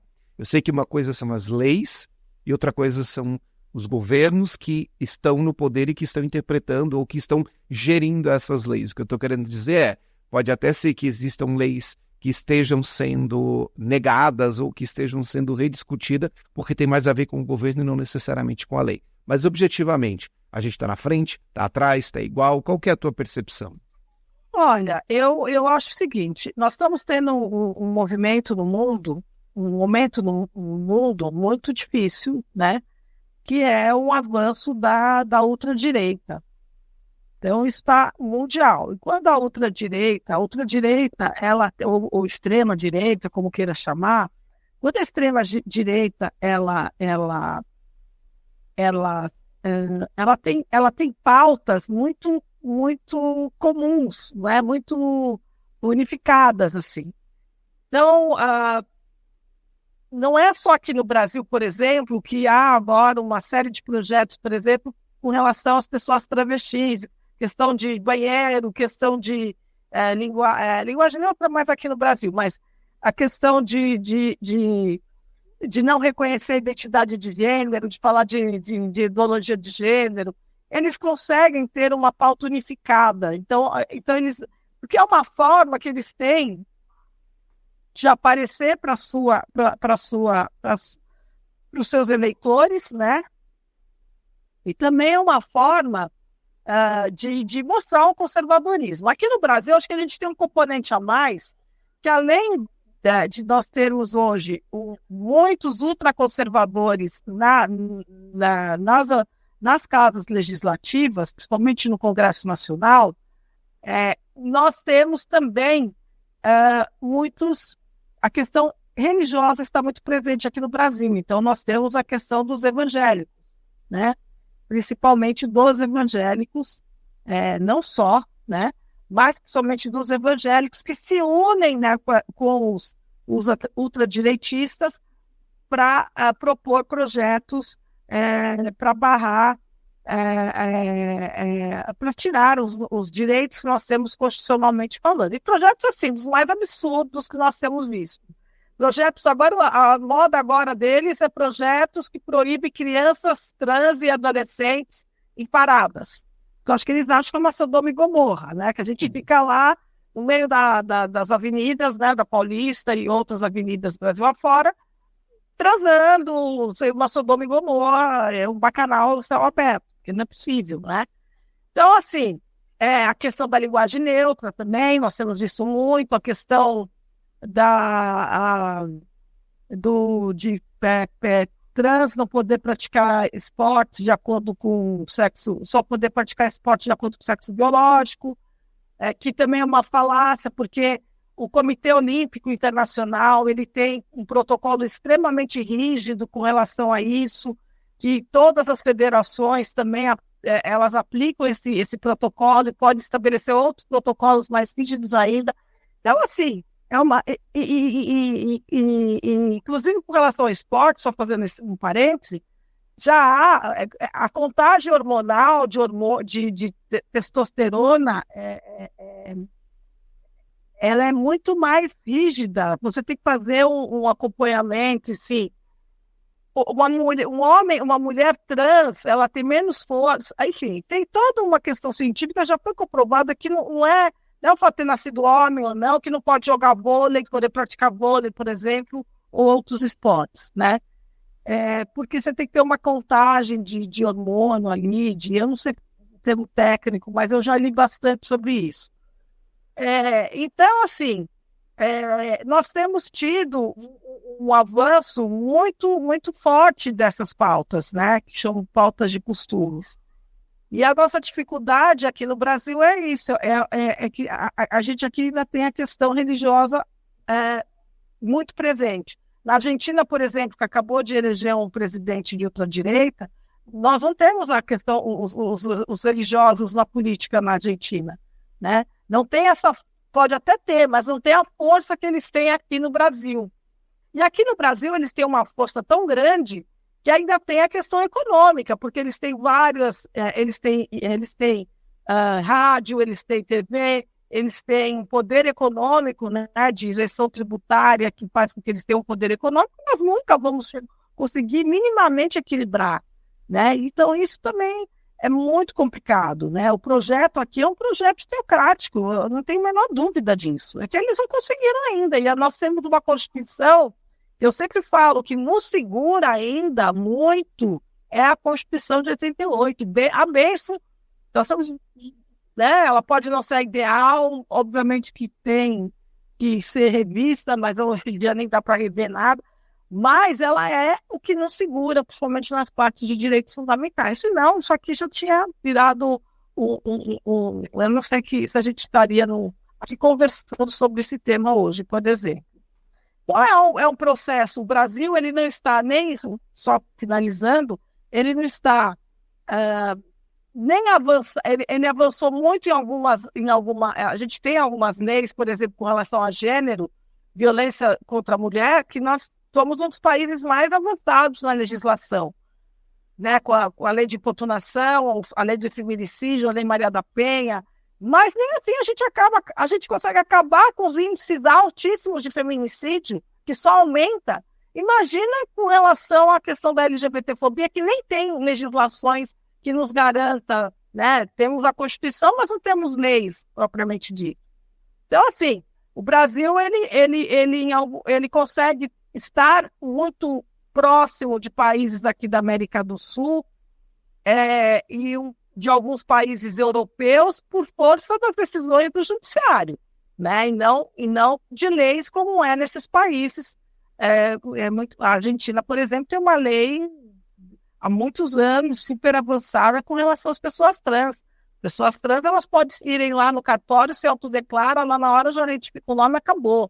É uma coisa já de anos, de quase uma década. Aqui a gente não conseguiu isso ainda, né? Mas eu acho que em alguns aspectos nós somos iguais, mas sempre dizendo que não é por meio de lei. Perfeito, Elô. Eu acho que quando eu ouço vocês falarem, né, não tem jeito, a gente vai para um lado, vai para o outro, mas o preconceito está ali no meio, né? O nosso problema maior, a nossa raiz, eu diria, de muitas questões é o preconceito, né? Porque quando a gente discute tudo isso, a gente está falando, no fundo, que existe um preconceito que não é combatido, né? E isso acaba reverberando em outras questões. Você sabe que eu tive a oportunidade de estar recentemente num fórum com uma pessoa muito querida, que é a cofundadora do Instituto Maria da Penha, uma mulher maravilhosa, magnífica, né? Doutora, maravilhosa ela. E ela estava trazendo uma questão que eu fiquei muito impressionado porque não parei para raciocinar sobre isso na época, né? A Lei Maria da Penha nesse país ela teve muitas dificuldades para ser implementada em alguns aspectos legais, etc., mas também teve uma questão muito forte do preconceito e do machismo que queria segurar isso. Porque você tem uma questão que a pergunta sempre que recai sobre a mulher, mas você tem certeza que você vai denunciar? Pensa na sua família, mas os seus filhos. Não, olha, ele estava nervoso, não vai acontecer mais. E essa lei, inicialmente, ela foi vista como uma lei que veio para destruir as famílias. Olha isso. Ao invés das pessoas entenderem, interpretarem isso como um avanço, né, uma proteção legal para as mulheres que sofrem violência, que está comprovado que sofrem essa violência, a gente voltou para um negócio do preconceito que é de não podemos desfazer essa família. Que família é essa? De que família que a gente está falando no fim das contas, né?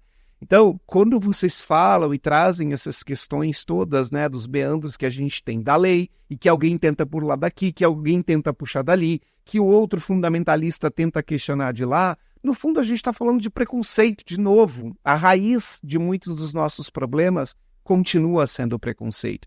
E para concluir aqui a minha fala sobre esse aspecto, tem um documentário no Netflix que eu gosto muito, que chama Carta para Além dos Muros. Eu não sei se vocês já viram, mas inclusive deixo aqui essa recomendação. É um documentário sobre o HIV. E tem um momento que tem uma frase muito forte que me marcou muito, que uma pessoa com uma portadora do vírus HIV disse o seguinte: hoje a gente tem mecanismos, né? Inclusive a gente está gravando esse episódio agora em dezembro, que é o mês do combate, né, ao HIV e à AIDS, que são coisas diferentes, é bom que se diga, mas essa pessoa dizia o seguinte: a gente tem mecanismos hoje para ter uma vida muito normal, né? A gente tem medicações, a gente consegue ter uma expectativa de vida muito equiparada a uma pessoa que não tem HIV, mas o que continua nos matando é o preconceito. São falas dessa pessoa, ouçam, vejam esse documentário. É muito forte, porque a pessoa diz, olha, até a ciência já nos ajudou. A ciência já nos colocou com medicações que nos permitem ter uma vida normal, ou próxima do que é normal, seja lá o que se for classificar como normal, mas o preconceito não nos deixa. A gente não pode falar sobre isso. A gente não pode contar no ambiente de trabalho que a gente tem HIV. Então, eu quis trazer esse exemplo porque é um outro olhar, porque, como eu sempre digo, não é sobre a nossa comunidade somente, é sobre a gente como comunidade, como sociedade, eu diria. Quando eu ouço isso, que as medicações e a ciência nos salvaram, mas o preconceito continua nos matando em relação ao HIV, está tudo conectado com o que a gente está falando aqui até agora, né? E aí, para a gente ir se encaminhando aqui para os nossos momentos finais, porque senão a gente abre mais 1000 podcasts, eu tenho certeza. Sérgio, como é que você percebe em sentido de evolução, no sentido do direito de família? Para onde a gente está caminhando? A gente pode acreditar, na tua perspectiva, pelo teu trabalho, por tudo que você tem feito, em coisas novas, melhorias? Você estava me falando recentemente que você tratou N processos aí do teu trabalho sobre direito de família recentemente. Como que você vê essa perspectiva de futuro falando do direito de família? Nossa, o direito de família para a comunidade, né? Eu volto a falar para você, concordo com você, para mim também não existe comunidade LGBTQIA+, existe população, né? Eu falo que se a comunidade fôssemos, estaríamos muito bem representados e mudaríamos muita coisa, mas é difícil. Mas vamos lá, o direito de família evoluiu bastante, né? Graças ao judiciário, como a gente falou aqui anteriormente, né? Nunca, se fosse depender do legislativo, de maneira alguma você conseguiria ter aprovação do seu casamento entre pessoas do mesmo sexo. Porque aquele deputado teria muita vergonha de votar, porque ele poderia ser confundido com um gay, porque ele votou a favor do casamento entre pessoas do mesmo sexo.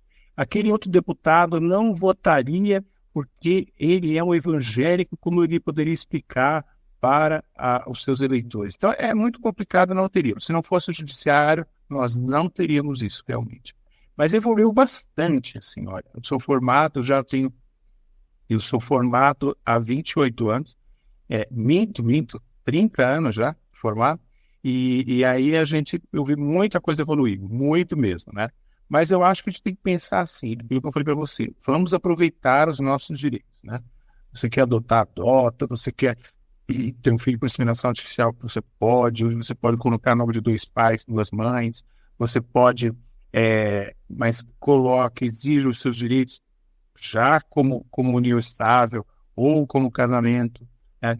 Você quer deserdar os pais porque te trataram mal, porque colocaram para fora de casa, pode-se fazer isso através do testamento, claro, provando isso, porque a lei brasileira não é fácil para deserdar ninguém, tanto filhos como os genitores, como os descendentes. Então, você querendo fazer isso, você pode. Então, assim, você tem muitos mecanismos, mas tem que usar os seus direitos, né? Você tem que usar aquilo que você tem de mecanismo para melhorar a sua vida. Mas se fosse depender eu acho que falta muito ainda, muito para a gente poder chegar à plenitude de ter os mesmos direitos provados pelo nosso Congresso.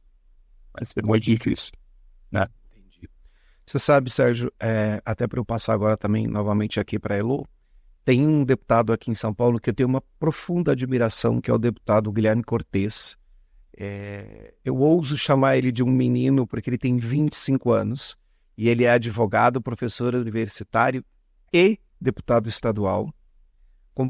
Para mim, ele é assim, uma das pessoas mais brilhantes que eu conheço, militantes da nossa comunidade. Eu tive o privilégio de entrevistar ele aqui. Foi incrível essa entrevista com ele. Mas eu estava vendo outro dia um vídeo dele, porque a gente teve recentemente uma CPI instaurada aqui na LESP, né?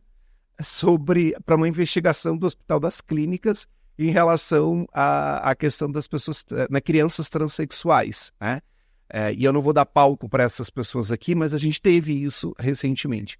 E em uma das defesas dele, ele perguntou para um dos deputados que estava lá, e esse vídeo é magnífico, né? Porque estava todo mundo discutindo e apontando o dedo e falando que não pode isso, que não pode aquilo, e mutilação, coisas completamente infundadas que qualquer médico, né, consegue derrubar isso muito rapidamente. Mas, enfim. E aí, enquanto essas pessoas faziam essas acusações e discutiam esse assunto calorosamente, né, ele perguntou, quantos de vocês aqui têm pessoas trans na família? Deputado fulano de tal, o senhor conhece quantas pessoas LGBTs? E conhecer não é ver passar na TV, não. É conhecer ali do dia a dia, ouvir a história, estar próximo dessa pessoa. Silêncio absoluto, né? E a grande questão, né, o que ele tentava trazer, e eu vou resumir essa história, é como é que eu posso falar de uma população, como é que eu posso discutir o direito desta população sem que nenhum representante desta população esteja aqui falando por ela? Como é que eu posso discutir uma questão tão forte se eu não tenho a menor ideia de como é isso na prática? A Elo falou uma coisa no começo aqui que foi brilhante, né? No direito, você trabalha com aquilo que tem prova. Não adianta falar, eu acho que o fulano me agrediu, eu acho que ele foi violento, eu acho... Não, você vai ter que trazer provas para que isso seja encarado como um fato legalmente falando, né?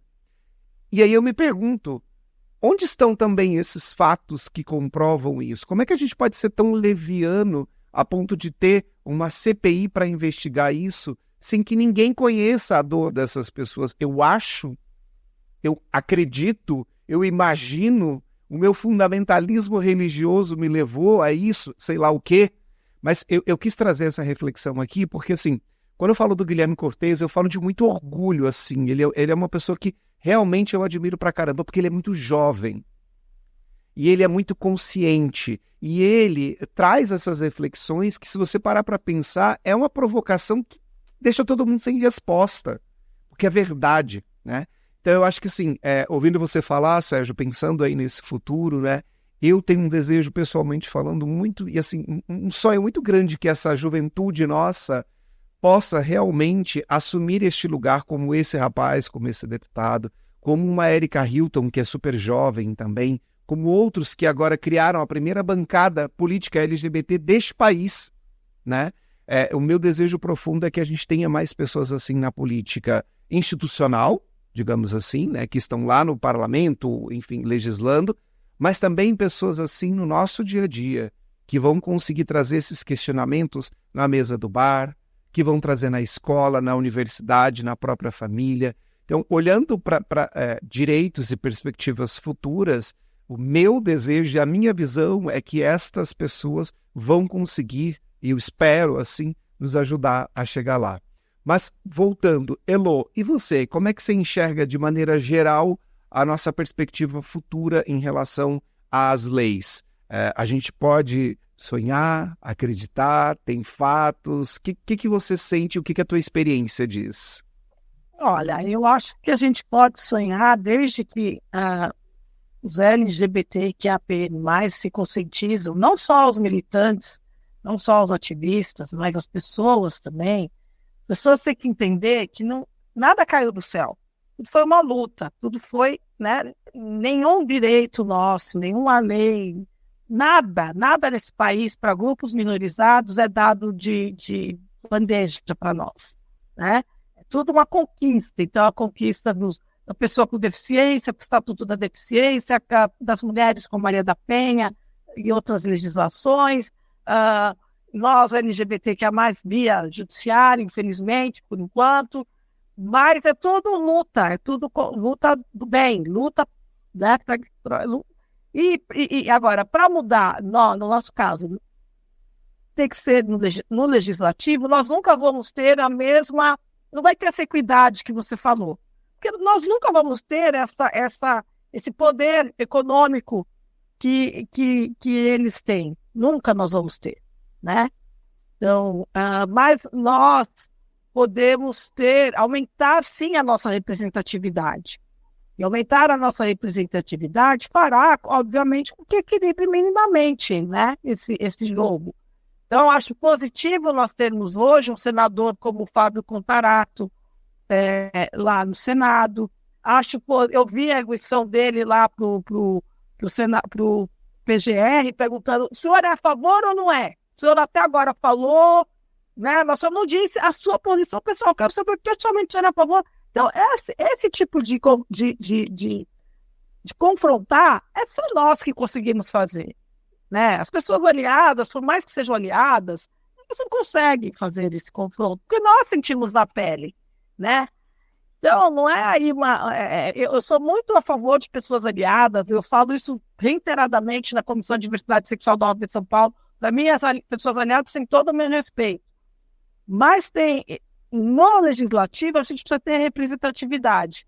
E, de preferência, que nós estejamos lá. Como o Guilherme Cortez, na LESP. Eu acompanhei a CPI, fui pessoalmente em algumas sessões e acompanhei pelo YouTube outras. E ele é realmente muito brilhante. Ainda é um jovem, ainda tem que aguentar um pouco mais né, essa coisa que é lá a LESP, né? Eles fazem umas provocações assim, que eu acho que ele, como jovem, com o tempo, com mais mandatos, ele vai ter mais jogo de cintura, né? Mas ele é brilhante nas colocações, tal. E a gente está de jovens como ele, como Erika Hilton, também, que tem sido muito combativa, já era na Câmara Municipal. Eu acompanhei bem o trabalho dela na Câmara, porque na época eu estava assessorando um vereador também lá, e ela era realmente muito combativa, né? Mas a gente está demais, né? Então, nós temos um ano que vem eleição para câmaras municipais. Eu acho que é o momento para que a gente tente aumentar essa representatividade nas câmaras municipais. E depois, 26. Agora, ter achar que nós vamos, no futuro, eu concordo com o Sérgio, eu não vejo a gente caminhando muito com grandes avanços no legislativo. De verdade, eu não vejo. Eu vejo que a gente ainda vai ter muitos, vai caminhar, vai retroceder, vai caminhar, vai retroceder. Mas eu acho que a gente vai conseguir, pelo menos, ter mais representantes, sim, nos próximos anos. E eu acho que a gente tem que fazer isso. Isso que você faz aqui com o seu canal, com as suas redes sociais, é fazer uma conscientização. Acho que a gente tem que, os influencers, LGBTI+, os formadores de opinião, tem que começar a incutir nessa moçada, gente. Pablo Vittar, que tem, né, que é está na cultura ali, representando a gente, Glória Groove e outras, Daniela Mercury já faz muito isso. Tem que começar a incutir a importância de se eleger, de se escolher quem vai se eleger, né? E saber que sem isso, a pessoa acha que não interessa se vai ser eleito A, B, C, D. Interessa sim, porque você vai sentir na pele. Não acho que você não vai sentir, porque você vai sentir. Os retrocessos, todos nós sentimos. Então é isso, eu acho que a gente nunca vai conseguir equilibrar esse jogo de forças, né? Mas eu acho que a gente vai conseguir ter mais representatividade, eu acredito que sim, nas próximas legislaturas. Elô, eu acredito muito que a gente tenha perspectivas futuras com a geração que está vindo por aí. Não consigo afirmar se eu estaria aqui para presenciar muitas dessas evoluções ou nós, né? Mas eu realmente acredito muito que a gente tem um movimento vindo aí e que pode nos levar para um lugar melhor do que estamos hoje. Não acho que vai ser tão simples, não acho que vai dar para a gente baixar a guarda, não acho que vai ser uma questão da gente pensar que vai ser melzinho na chupeta, porque não vai. Eu acho que a gente tem uma batalha dura pela frente ainda, mas a minha expectativa é que, metaforicamente, a gente ganhe mais soldados. Porque isso sim vai fazer a diferença. Soldados que são conscientes, né? Que sabem o que estão fazendo ali. E, Alexandre, eu só queria, desculpa só te cortar, que eu lembrei de uma questão, assim, eu acompanhei muito a trajetória do Jean Willis, os mandatos dele. E o Jean que entrou na Câmara e o Jean que saiu, e que abriu mão do último mandato, apesar de eleito, e é claro, aí por questões dele, enfim, ele é um caso que eu espero que a gente não veja com os nossos representantes lá, porque é tão, assim, cansativo mentalmente, né? É muita podridão mesmo de minar as forças que você está ali, você se sente às vezes tão cansado, né? Que isso vai te deixando mais agressivo, vai te deixando mais... você perde a sua doçura, você perde muitas vezes a sua capacidade de argumentar da forma que você argumentava antes de ser deputado ou vereadora, porque é um ambiente muito hostil, né? Então eu espero que essas pessoas, Guilherme, você citou, Eric e outras, não aconteça com eles efetivamente o que aconteceu com o Jean, espero sinceramente, né? Porque não é fácil, tem que ter muito estômago, muito. Com certeza, concordo com você. Bom, gente, eu sei que vai ser redundante o que eu vou falar agora, mas eu ficaria mais 5 horas aqui com a gente conversando. Eu tenho certeza que haveria assunto, haveriam questões para a gente ir puxando. Tenho certeza que vocês dois estariam muito mais questões com a bagagem que vocês têm, com a experiência. Mas a gente vai finalizando pelo menos esse episódio por aqui. Eu vou, assim, novamente agradecer muito, muito de verdade a presença de vocês aqui, o tempo de vocês aqui, a doação do conhecimento de vocês. Vocês dois têm história, têm bagagem, não só no sentido jurídico, mas experiência de batalha mesmo, sabe? Não é aquele médico, fazendo uma analogia, que ficou só olhando ali o exame e que nunca foi lá ver como é que é a coisa na prática. Então, assim, vocês, além da experiência jurídica e de conhecimento, vocês também têm uma experiência da militância, estão ali no dia a dia fazendo isso. Então, eu realmente quero agradecer demais a presença de vocês aqui, não só por mim, mas por toda a comunidade LGBTQIAPN+, que vai ouvir isso e a gente não sabe aonde esse episódio vai chegar, as pessoas que são aliadas, aquelas que não são e que por alguma razão vão ser impactadas por isso. Então, eu agradeço em nome de todas essas pessoas o tempo de vocês aqui e de verdade eu desejo profundamente que a gente consiga encontrar mais pessoas pelo nosso caminho, como você, Elô, como você, Sérgio, para que a gente possa, não sei se mudar, mas pelo menos poder gerar um movimento para frente, para que a gente possa enxergar algum caminho ali na frente. Então, Elô, muito obrigado, Sérgio, muito obrigado, querido. Bom, e você que acompanhou esse episódio até agora, chegou aqui com a gente, eu quero te agradecer também por acompanhar o nosso trabalho, por estar sempre aqui acompanhando o Projeto Circulando. Já que você chegou até aqui, novamente, como eu sempre digo, se inscreve aqui no canal, compartilha esse episódio se você gostou, manda para um amigo, compartilha se você está ouvindo pelas plataformas de áudio ou se você está vendo pelo YouTube. É muito importante que a gente faça essa voz reverberar em muitos outros lugares. Eu te espero para o nosso próximo encontro. Um beijo enorme e até lá!